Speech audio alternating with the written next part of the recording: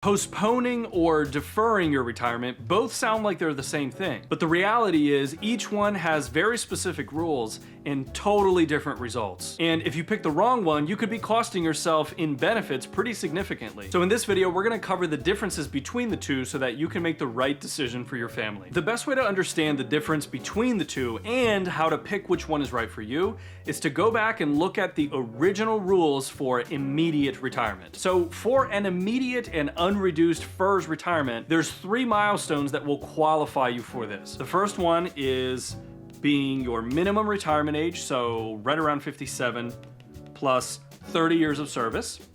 The next one is being 60 and having 20 years of creditable service.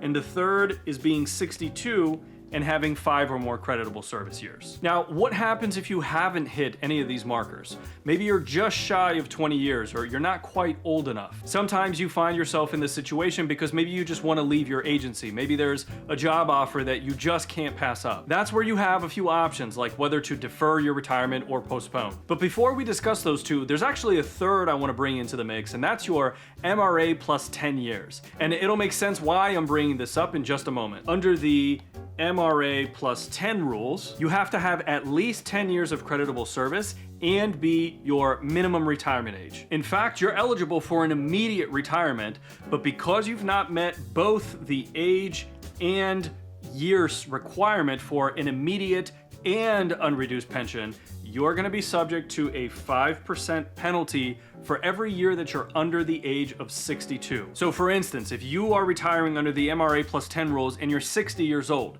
that's 2 years of 5%, 10% permanent reduction. If you're 58, that's 4 years under 62, so 20% reduction to your FERS. So what happens if you want your full unreduced FERS pension? Well, you can work the full necessary time to qualify for that, but what if you have a job offer waiting for you somewhere else? What if you've saved enough money up to this point and you really don't need to work any longer? Let's look at a timeline so that you can understand how it comes into play. Let's assume this is time going forward, and right here is today. Then let's assume this is your minimum retirement age, and right here is your age 62, which is the full entitlement to your benefits. So if you're working, once you hit your MRA, and let's say you do have your 10 years of creditable service, at any point between then, you can retire.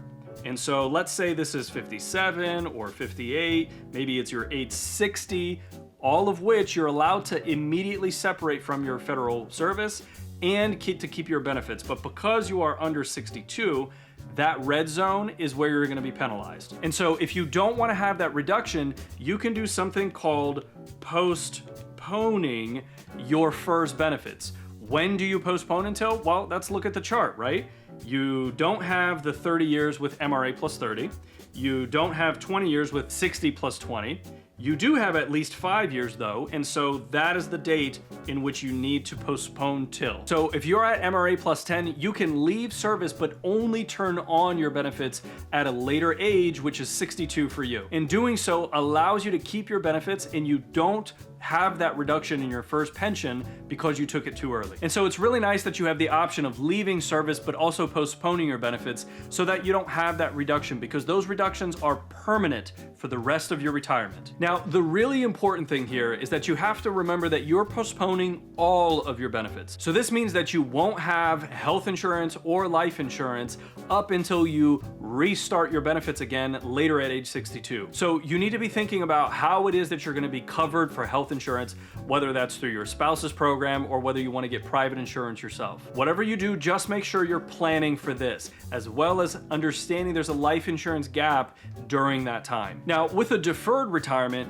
this is probably because you don't have the MRA plus 10 under your belt, because realistically, that is the better option for you, which is the postponement. Under deferment, you have limited options. What that means is you're not eligible for any of the immediate retirement rules. And so you have to defer your retirement. So at 62, if you do have at least 5 years, you will have a pension waiting for you, but you're no longer gonna have FEHB nor FEGLI as well. Now folks, I know that's a lot of detail, but it's very important, especially if you find yourself in this situation. We've had a lot of families that have come to us as federal employees as the later part of their career, meaning they were working as the private sector first. And these considerations really become important in those instances. And so you have to be careful before you leave that you understand what your options are, whether to postpone, whether to defer.